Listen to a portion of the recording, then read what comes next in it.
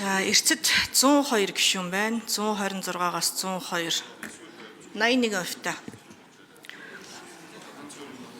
Гишүүд байхгүй байгаа учраас улсын их хурлын тухай хууль, ерөнхийлөгчийн өргөн барьсан хуулийг арчилсан нам эрцгүүгээд хойшлуулчихад өөрийнхөө хуулийг бол явуулчлаа л да. Ийм л ялгамжтай ханддаг байхгүй юу. Тэгээ иргэд энийг одоо бас харж байгаа байлгүй. Удаан хугацаанд хүмүүсийн гэж талцуулах, үл ойлголцол үүсгэх хүнд ямар ашигтай юм. Одоо тэгээд даваа гаригийн бүлгээр одоо бас тэгэл чиглэл өгөөл янзын асуудал болох юм байна л да. За юу болж байгааг тэгээд хүмүүс харж байгаа үстэй. Асуудалтай оръё. Гадаад зээлгийн асуудал. Би анханасаа энэ хуулийг бол дэмжээгүй. Ягаад гэвэл бид нар давхар төсөв үүсгэх гэдэг байгаа. Зүгээр төсөвтөө оруулаад хяналттай, тайлагналттай, ашиглалттай, цаашдаа одоо архивтай авсан зээлээ авсан шиг аваад түүнийгээ зарцуулсан шиг зарцуулаад ингээд явах хэвээр. Харамсалтай нь тэгээд алдагдaltaгүй төсөв гэдэг энэ хэрэглээс болж бид нар авсан зээлээ ашиглаж чадахгүй төслүүд гацаад маш хүнд нөхцөл байдалд орсон. Одоо газрын тосны үйлдвэрийн одоо хийж хэрэгжүүлсэн ажлуудынхаа мөнгөний ч одоо өгч чадахгүй гадаад түнштэйг маш хүнд нөхцөл байдалд орсон байгаа шүү дээ. Тэгээ юунаас олсон юм? Ус төржилт хийдлээс болсон байхгүй. Одоо гарцыг одоо ингэж харж байгаа юм бол одоо тэгээд энэгээрэл явхаас гэхдээ биний хувьд бол дэмжихгүй хിവэрэл байгаа.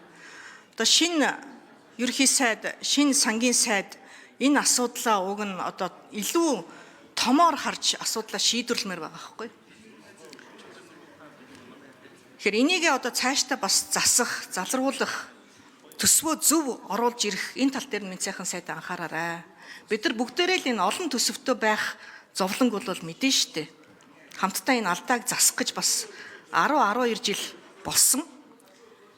Авсан зээлээ хийж хэрэгжүүлж байгаа энэ төслөө гацаадаг байдлыг яаж зогсоох вэ нөхдөө?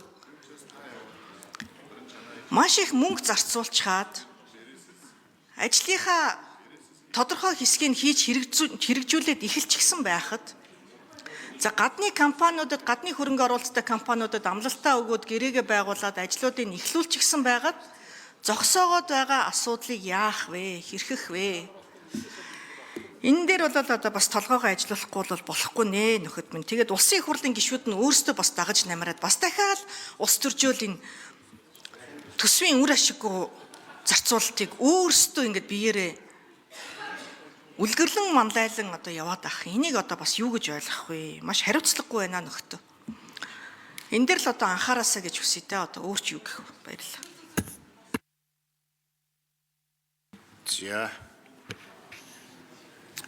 За ажлын хэсэг хариулъя.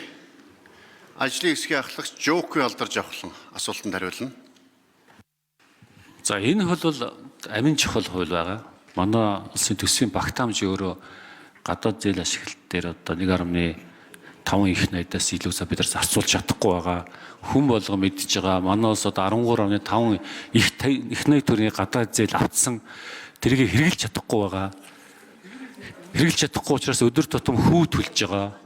Тийм учраас энэ хуулийн ерөнхий зорилго бол хоёр төсөв биш гадаад зээлийн ашиглалтыг нэмэгдүүлъя л гэж. Одоо авцсан байгаа. Тэ. Гадаад зээлийн ашиглалтыг нэмээд явъя. Төсвийн харилцаан дээр бүртгэл нь бол яг хിവэрэ явна гэж ойлгож байна.